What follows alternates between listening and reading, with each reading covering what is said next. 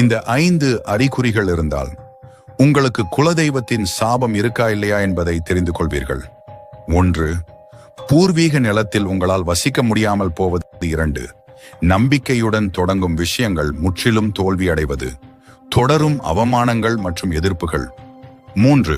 வியாபாரத்தில் தோல்வி, கடன் பிரச்சனை, வம்பு மற்றும் வழக்குகள். 4. பரம்பரையாக தொடரும் நோய்கள், ஒரு குறிப்பிட்ட வயதில் குடும்ப உறுப்பினர்கள் அடிக்கடி பாதிக்கப்படுவது மற்றும் இளம் வயதினர் மரணங்கள். 5. வாழ்க்கை இருக்கிற மாதிரி தான் இருக்கும், ஆனா நிம்மதி இல்லாத வாழ்க்கை. இந்த சாபத்தை தீர்க்க ஒரே தீர்வுதான் உண்டு. அது என்ன தெரியுமா?